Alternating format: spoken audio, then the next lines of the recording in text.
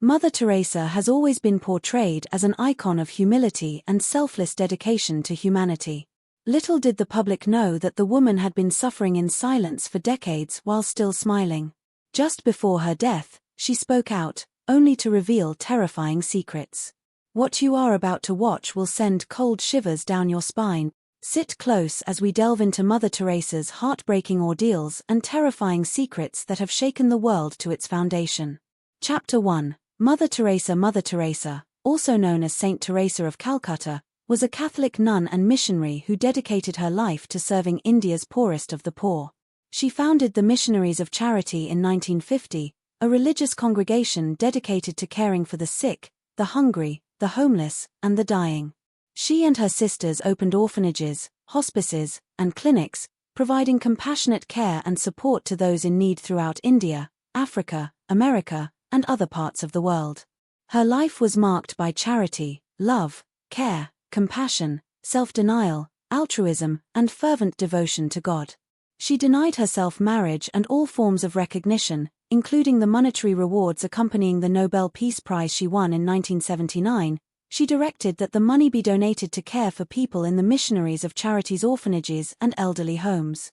But was Mother Teresa's life always perfect, both spiritually and physically? Certainly, a woman of global impact and influence was perceived as perfect without any affliction. The devil has always tried to undermine people of good virtue, like Mother Teresa, by afflicting her faith, which has caused people to doubt her faith and works and question if she was flawless, as most of her writings were revealed after her death. Well, it turns out there is more to what we all knew and heard about her. What are the terrifying revelations we just found out about her? Keep watching. Mother Teresa is one of the devoted saints of the past who experienced the dark night of the soul. The dark night of the soul is a spiritual hypothesis that refers to a period of severe inner struggle, doubt, and feelings of spiritual emptiness or separation from God. It is often associated with the Spanish mystic and poet Saint John of the Cross, who wrote about his own experiences of spiritual desolation in his poem The Dark Night. Saint Francis of Assisi, the beloved saint known for his deep love of nature, simplicity, and devotion to God, is said to have experienced his own dark night of the soul. Although historical records do not provide a detailed account of this experience, it is believed that Saint Francis experienced periods of spiritual desolation and inner struggle in his quest for a closer relationship with God. During these dark nights, Saint Francis may have felt abandoned, doubtful, or spiritually dry. He endured these challenges with faith, perseverance, and prayer, ultimately emerging from them with a deeper understanding of God's love and a stronger commitment to his spiritual path. Well, will it be the same with Mother Teresa? Mother Teresa's dark night of the soul refers to a period of spiritual desolation she experienced, during which she felt an extreme sense of spiritual emptiness and doubt in her faith. This inner struggle lasted for decades, during which she continued her humanitarian work despite feeling disconnected from the presence of God. Her perseverance through this profound spiritual trial has made her an enduring symbol of faith and resilience. This period of Mother Teresa's life lasted for decades. It was characterized by internal struggles, hopelessness, and desolation as she grappled with doubts about God's existence, the meaning of her faith, and whether her actions were helping humanity. Her private letters and conversations with her confessors later revealed these inner turmoils and desperation. Mother Teresa died on the 5th of September, 1997. Since then, new information has begun to surface concerning the details of her interior life. This information surprised and even shocked many who had lived close to her for years and thought they knew her well. For it now emerges that, in marked contrast to the shining, external radiance of Mother's presence among us, her inner world, the unseen, hidden places of her mind and heart, were, for many years, and to our great bewilderment, caverns of a seeming emptiness, zones of almost total darkness. No wonder she could exclaim in a letter written once to a priest, "If I ever become a saint, I will surely be one of darkness." This darkness was not an experience of depression or despair. Rather, it was the shadow cast in her soul by the overwhelming light of God's presence. God was utterly present yet utterly hidden. His intimate, purifying love was experienced as a devastating absence and even, on occasion, as a complete abandonment.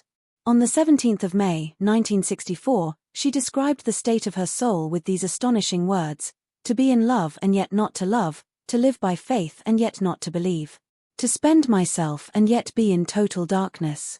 And again, some years earlier, on the 28th of February, 1957, she wrote, "There is so much contradiction in my soul. Such deep longing for God, so deep that it is painful, continual suffering, and yet not wanted by God, repulsed, empty, no faith, no love, no zeal, and heaven means nothing. It looks like an empty place yet, this torturing longing for God." Apart from the revelations concerning the night that Mother Teresa endured for so long, one other remarkable secret that has come to light since she died in 1997 is a secret that she tried for years to keep hidden with characteristic modesty. As well as being a woman of enormous practical kindness, Mother Teresa also received a series of mystical visions and expressions.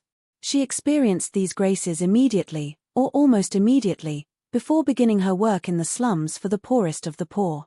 Jesus asked her directly and most vividly to change her life utterly and requested that she establish a new religious society or community of nuns.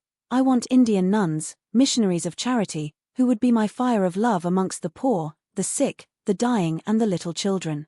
In 1946, Mother Teresa wrote, "In all my prayers and holy communions he is continually asking, 'Wilt thou refuse?'" Frightened at the thought of what was being asked of her and conscious of her littleness and weakness, Mother Teresa replied, "My own Jesus, what you ask is beyond me. I can hardly understand half of the things you want. I am unworthy. I am sinful, I am weak." But, by way of response to these words, at some point later in the interchange between them, she hears Jesus saying to her, "You are, I know, the most incapable person, weak and sinful, but just because you are that, I want to use you for my glory. Wilt thou refuse?"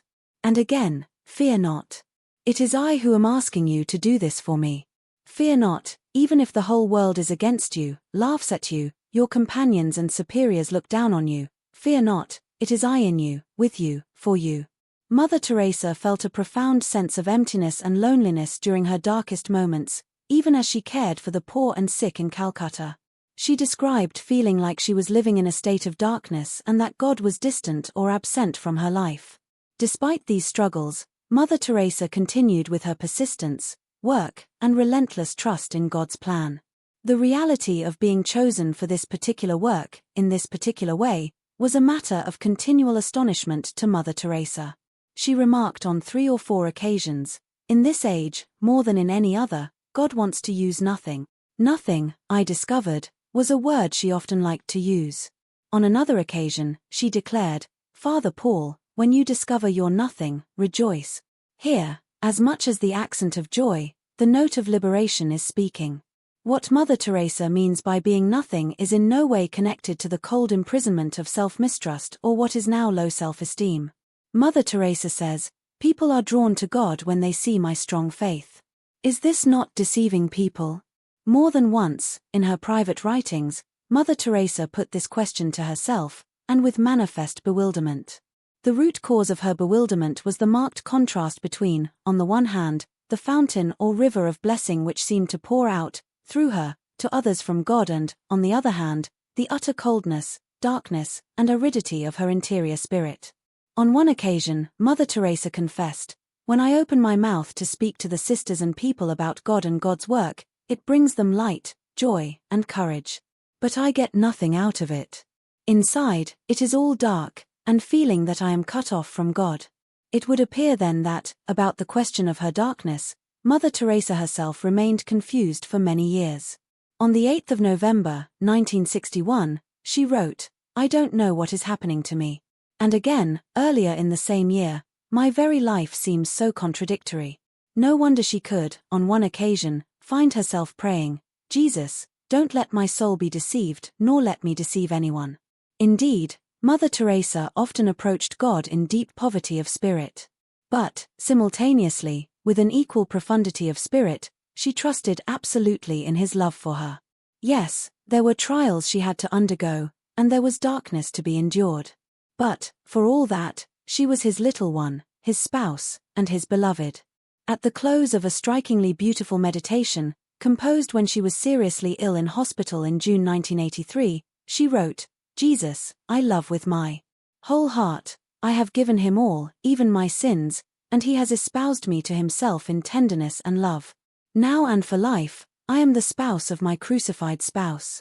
Mother Teresa's spiritual darkness was not a sign of weakness or lack of faith, but rather a profound and mysterious aspect of her spirituality. It is a testament to her perseverance and unwavering commitment to her mission that she continued to serve others with love and compassion, even when she struggled with her doubts and inner turmoil. In her struggles and faith, Mother Teresa exemplified the strength and resilience that can be found even in the darkest of times. She remains an enduring inspiration to millions worldwide, demonstrating the power of love, faith, and dedication to helping those in need. If you enjoyed this video, remember to subscribe to this channel and ring the bell for notifications about our latest content. Don't forget to leave a comment on this video. Your feedback helps us improve. Thanks for watching.